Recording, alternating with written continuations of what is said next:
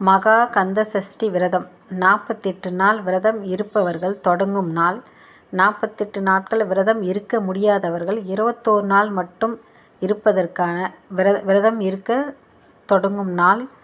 அதுவும் இருக்க முடியாதவர்கள் 11 நாட்கள் இல்லை 6 நாள் விரதம் மட்டும் இருக்க முடிந்தவர்கள், அதுவும் இல்லைன்னா ஒரு நாள் விரதம், இந்த ஒரு நாள் விரதம் மட்டும் இருந்து முருகனை வழிபாடு செய்பவர்கள். இந்த விரத நாட்களில் நாம் என்ன செய்யலாம், செய்யக்கூடாது, ஒரு நாள் மிளகு விரதம் எப்படி இருப்பது, இதை பற்றி தாங்க இந்த வீடியோவில் பார்க்க போகிறோம். வாங்க வீடியோக்குள்ளே போகலாம். யாரெல்லாம் இந்த விரதத்தை கடைப்பிடிக்கலான்னு பார்த்தீங்கன்னா, குழந்தை பாக்கியம் வேண்டி காத்திருப்பவர்கள் இந்த விரதத்தை கடைப்பிடிக்கலாம். திருமணம் ஆகாத பெண்கள், ஆண்கள் இந்த விரதத்தை கடைப்பிடிக்கலாம். நல்ல வீடு அமைய வேண்டும், வாடகை வீட்டில் இருக்கிறோம், சொந்த வீடு அமைய வேண்டும் என்று நினைப்பவர்கள் இந்த விரதத்தை கடைப்பிடிக்கலாம். நல்ல வேலை கிடைக்க, நல்ல பிள்ளைகள் நல்லா படிக்க, இப்படி எல்லாத்துக்கும் இந்த கந்த சஷ்டியில் 48 நாள் ஒரு மண்டலம் விரதம் இருக்க முடிகிறவங்க இந்த விரதத்தை கடைப்பிடிக்கலாம். இந்த 48 நாள் விரதத்தில் முருகப்பெருமான் நிறைய சோதனைகளை கொடுப்பார். நீங்கள் இந்த விரதம் ஆரம்பிக்க முன்னனு விநாயகருக்கு போய் ஒரு செதிரு தேங்காய் உடைச்சி, இந்த விரதத்தில் எந்த ஒரு தங்கு தடையும் இல்லாத நான் வேண்டியதை முருகன் கடவுள் எனக்கு கொடுக்க வேண்டும் என்று நினைத்து வழிபாடு செஞ்சு ஒரு செதிரு தேங்காயை உடைச்சிட்டிங்கன்னா, நீங்கள் ஆரம்பித்த நாள்லேருந்து முடிகிற வரையும் உங்களுக்கு எந்த ஒரு பிரச்சனையும் ஏற்படாமல் விநாயகர் பெருமான் பார்த்துக்கொள்வார். 48 நாள் விரதம் இருக்க நினைக்கிற பெண்கள் வருகின்ற திங்கட்கிழமை முதலே விரதத்தை தொடங்கலாம். ஆண்கள் பார்த்திங்கன்னா 10ஆம் தேதி புதன்கிழமை அன்று தொடங்கலாம். பெண்களுக்கு மாதவிடாய் பிரச்சனை இருப்பதால் 2 நாளைக்கு முன்னாடியே நாம் தொடங்கலாம். திருமணமான பெண்கள் இந்த மாதவிடாய் பிரச்சனை விரத நேரத்தில் மாதவிடாய் பிரச்சனை வந்தால் 2 நாட்கள் விரதத்தை கடைப்பிடிப்பாமல் இருப்பது நல்லது. திருமணம் ஆகாத பெண்கள் 4 நாட்கள் அந்த விரதத்தை கடைப்பிடிக்கக்கூடாது. 5ஆம் நாள் காலையில் குளிச்சுட்டு திரும்பவும் அந்த விரதத்தை கடைப்பிடிக்கலாம். திருமணமானவங்க 3ஆம் நாள் குளித்து முடித்ததும் இந்த விரதத்தை தொடங்கிடலாம். சாயந்தரம் மறுபடியும் குளிச்சுட்டு நீங்கள் வீட்டில் முருக படத்துக்கு முன்னாடி தீபம் ஏற்றி வழிபாடு செய்யலாம். கோவிலுக்கு போக தேவையில்லை. நீங்கள் 5ஆம் நாள்லேருந்து கோவிலுக்கு போகலாம். ஆனால் 3-4 நாட்கள் பார்த்திங்கன்னா நீங்கள் வீட்டில் அந்த விரதத்தை கடைப்பிடிக்கலாம். 48 நாள் விரதம் இருக்கக்கூடியவங்க என்ன செய்யலாம் அப்படின்றத நான் முதல்ல சொல்லிடுறேன். ஒரு நாளைக்கு முன்னாடியே நீங்கள் வீட்டெல்லாம் சுத்தப்படுத்திடுங்க. மறுநாள் பிரம்ம முகூர்த்தத்தில் எழுந்து முருகன் படம் குளித்து முடிச்சுட்டு முருகன் படம் இருந்தால் முருகனுக்கு படத்துக்கு முன்னாடி சட்கோண தீபம் ஏற்றலாம். அப்படி இல்லைன்னா நீங்கள் 6 தீபம் ஏற்றி வைத்து பால், தேன் கலந்த பாலை நெய்வேத்தியமாக படைக்கலாம். பழம் எதனா வச்சுக்கலாம். வாழைப்பழம், வெத்தலை பாக்கு வச்சு நீங்கள் இந்த விரதத்தை எதுக்காக நீங்கள் ஆரம்பிக்கிறீங்க அப்படின்றத முருகன் படத்துக்கு முன்னாடி உங்கள் வேண்டுதலை சொல்லிவிட்டு விரதத்தை தொடங்கலாம். மாலையில் முருகன் கோவிலுக்கு சென்று முருகனிடம் உங்களுடைய வேண்டுதலை உரிமையுடன் கேளுங்கள். உரிமையோடு நாம் முருகன்கிட்ட கேட்கும்போது நிச்சயம் அந்த முருகப்பெருமான் உங்கள் வேண்டுதலை நிறைவேற்றி கொடுப்பார். முருகா, எனக்கு குழந்தை பாக்கியம் வேண்டும், நான் இந்த கந்த சஷ்டி 48 நாள் விரதத்தை நான் உன்னையே நினச்சி விரதம் இருந்து வழிபாடு செய்கிற முருகா, நீ எனக்கு மகனாக பிறக்கணும் முருகா அப்படின்னு நீங்கள் உங்கள் வேண்டுதலை சொல்லுங்கள்.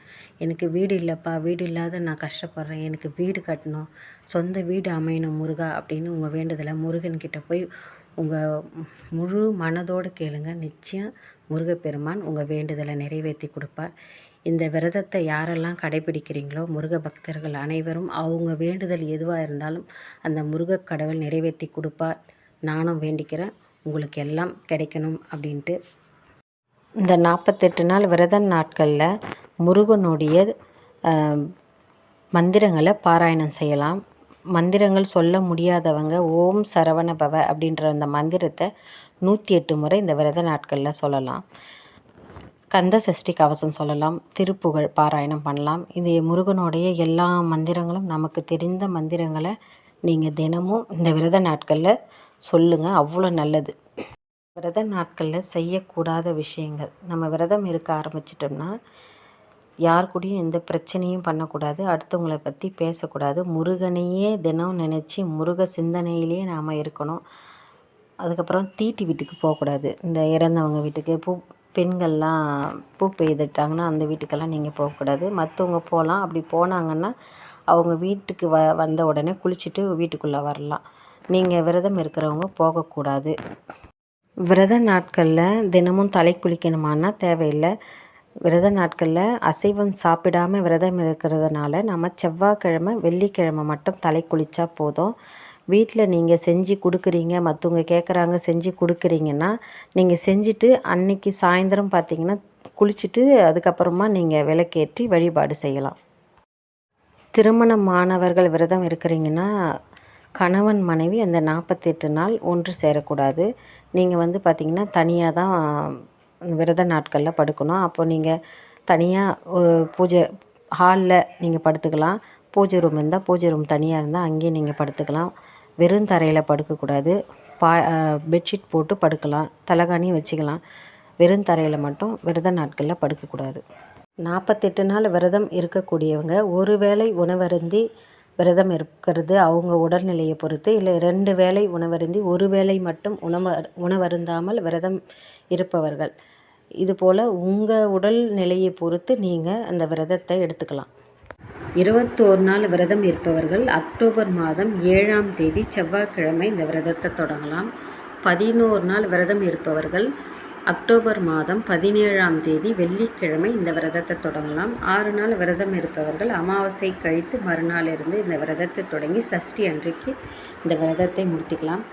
நிறைய பேர் பார்த்திங்கன்னா 6 நாள் விரதம் இருப்பாங்க. ஒரு சிலர் மறுநாள் தான் விரதத்தை முடிப்பாங்க. அது உங்கள் பழக்கம் எதுவோ அதன் பிரகாரம் நீங்கள் விரதம் எல்லாரும் விரதம் இருக்கக்கூடிய எல்லாரும் பார்த்திங்கன்னா சஷ்டி அன்னைக்கு சூரசம்ஹாரம் பார்த்த பிறகு குளிச்சுட்டு அன்னைக்கு நம்ம வீட்டில் முருகனுக்கு விளக்கேற்றி நெய்வேத்தியமாக ஒரு இனிப்பு செய்யலாம். சர்க்கரை பொங்கல் செய்யலாம். தேன் கலந்த பாலை வச்சு நீங்கள் வழிபாடு செஞ்சு விரதத்தை முடிச்சுக்கலாம். மறுநாள் காலையில் விரதம் முடிக்கிறவங்க மறுநாள் காலையில் பார்த்திங்கன்னா முருகனுக்கு வடை, பாயாசம், சாப்பாடு இதெல்லாம் செஞ்சு படைச்சி அதுக்கப்புறமா அந்த விரதத்தை முடிச்சுக்கலாம். இல்லைன்னா முருகன் திருக்கல்யாணத்தை பார்த்துட்டு வந்து கூட நீங்கள் அந்த விரதத்தை முடிச்சுக்கலாம். இந்த ஒரு நாள் விரதம் மட்டும் இருக்கிறேன் அப்படின்னு நினைக்கிறவங்களுக்கு அன்றைக்கி காலையில் பிரம்ம முகூர்த்தத்தில் எழுந்து குளிச்சுட்டு இந்த மிளகு விரதம் இந்த ஒரு நாள் நீங்கள் வெறும் வயிற்றில் மிளகு சாப்பிட்டு ஒரு வாய் தண்ணி குடிச்சிட்டு விரதத்தை தொடங்கிடணும். அதுக்கப்புறம் நீங்கள் எதுவுமே சாப்பிடக்கூடாது. முருகன் மந்திரங்களை சொல்லி நீங்கள் அவரை நினச்சி இந்த குழந்தை விரதம் தொடங்குறவங்க அன்றைக்கி ஒரு நாள் மட்டும் இருக்கணும்னு நினைக்கிறவங்க மிளகை ஒரே ஒரு மிளகு நீங்கள் போட்டு ஒரு வாய் தண்ணி குடிச்சிட்டு அந்த விரதத்தை தொடங்கலாம். 6 நாளைக்கு மிளகு விரதம் இருக்கிறவங்க பார்த்திங்கன்னா ஒரு நாள் ஃபஸ்ட் நனி ஒரு மிளகு சாப்பிட்டு ஒரு வாய் தண்ணி குடித்து ஆரம்பிக்கணும். மறுநாள் 2 மிளகு, 3 மிளகு, இந்த மாதிரி 7 நாளைக்கு 7 மிளகு, 6 நாளைக்கு 6 மிளகு சாப்பிட்டாலும் மறுநாள் விரதத்தை முடிக்கிறதுனால நம்ம அன்றைக்கும் அந்த மிளகு சாப்பிட்டு நீங்கள் அன்றைக்கி விரதத்தை முடிக்கலாம். ஆனால் அந்த மிளகு விரதன்றது சாப்பாடு எதுவுமே இல்லாமல் சாப்பிடாமல் இருக்கிறது. அது அவங்கவுங்க உடல் தகுதியை பொறுத்து அந்த விரதத்தை கடைப்பிடிக்கலாம். முடியாதவங்க இந்த ஒரே நாள் சஷ்டி அன்னைக்கு காலையில் நீங்கள் அந்த மிளகை சாப்பிட்டு தண்ணி குடிச்சிட்டு அதுக்கப்புறம் எதுவுமே சாப்பிடாம விரதம் இருந்து சூரசம்ஹாரம் பார்த்துட்டு அதுக்கப்புறமா நீங்கள் குளிச்சுட்டு முருகனுக்கு நெய்வேத்தியமாக ஒரு இனிப்பு படைச்சி பால் கலந்த தேனை படைச்சி ஏதாவது ஒரு பழம் வச்சுருந்திங்கன்னா அதை சாப்பிட்டு விரதத்தை முடிச்சுக்குங்க. மறுநாள் காலையில் முருகனோட திருக்கல்யாணம் பார்த்து அதுக்கப்புறமா நீங்கள் சாப்பாடு முருகனுக்கு படைச்சி அதுக்கப்புறமா நீங்கள் விரதத்தை முடித்து சஷ்டி அன்னைக்கு காலையில் நீங்கள் வீட்டில் விளக்கேற்றி வழிபாடு செஞ்சுட்டு முருகன் கோயிலுக்கு இந்த ஒரு விஷயத்தை மறக்காமல் செய்யுங்க. அது என்னன்னு பார்த்தீங்கன்னா முருகன் கோவிலுக்கு போனீங்கன்னா 108 முறை முருகனை நீங்கள் வலம் வரணும். இதுதாங்க அன்னைக்கு இருக்கக்கூடிய ஒரு முக்கியமான வழிபாடு. முருகன் கோயிலுக்கு சஷ்டி அன்னைக்கு நீங்கள் 108 பூக்களை எண்ணி வச்சுக்கங்க. அப்படி இல்லைன்னா சாக்லேட் எடுத்து எண்ணி வச்சுக்கங்க.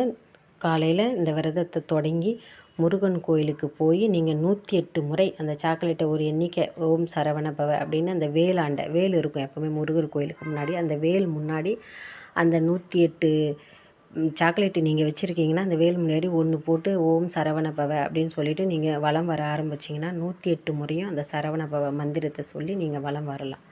அவ்வளோ நல்லது. அந்த சஷ்டியில் இந்த ஒரு வழிபாடு செஞ்சாலே நீங்கள் கேட்குற அனைத்து விஷயத்தையும் முருகக்கடவுள் நிறைவேற்றி வைப்பார். இந்த காணொளி உங்களுக்கு பிடிச்சிருந்ததுன்னா லைக் பண்ணுங்கள், ஷேர் பண்ணுங்கள், உங்களுக்கு தெரிஞ்சவங்களுக்கு ஷேர் பண்ணுங்கள். மறக்காமல் பெல் ஐக்கானை கிளிக் பண்ணி அப்போ தான் நான் போகிற அடுத்தடுத்த வீடியோ உங்களுக்கு நோட்டிஃபிகேஷனாக காட்டும். முருகனை நம்பி விரதம் இருப்பவர்களுக்கு முருகப்பெருமான் நிச்சயம் அருள் புரிவார்.